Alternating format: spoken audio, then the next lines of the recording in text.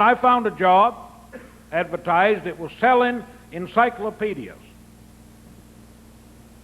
for the entire state of Maine. That was my territory. I finally got the job. Come to find out, I was the only one who applied. But that's another story. First day on the job, I was supposed to start off in Cherryfield and drive up to Machias and do a day's selling there. Well, I did. Started off in Cherryfield. First day on the job, I was really excited about this new job selling. I drove up to Machias, did a day's selling, checked into the Bluebird Motel there in Machias. And of course, being a good son, I called back home to the farm, make sure everything was all right. My older brother, Liston, answered the phone. I said, "How are things back there in Cherryfield, Liston?" He said, "Oh, they're okay, I guess." He said, "Oh, by the way," he said, "your cat just died." Well, here I was, far from home, good 30 miles. First day on a new job I really wanted to do well in. My first call home, and I get smacked between the eyes with this bad news. I said, "You know, Liston, you've just ruined my entire week." Because I was fond of the cat, I admit. I said, "Liston, when someone calls home the first night out on a trip, they're going to be away for a week and you got bad news for them, you don't smack them between the eyes with the bad news." I said, "Let me tell you something about how to break bad news to someone who's going to be on the road for a week." He said, "Well, you tell me, what am I going to say?" I said, "Here's what you could have said. You could have said something like, 'Oh, by the way, your cat is up on the roof and she won't come down.'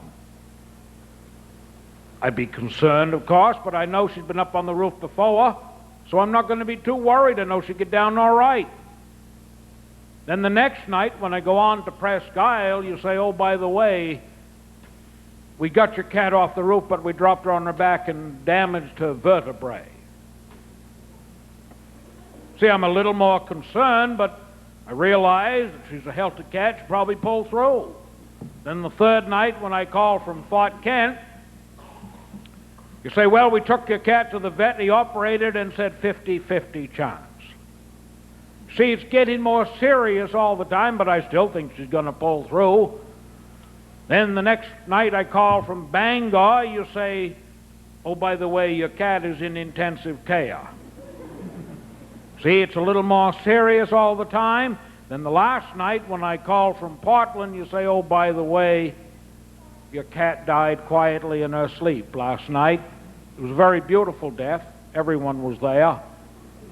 But you see, I've had an entire week to break myself in gradual. One, then the other, down like that, you see. Not smack between the eyes with the bad news all at once.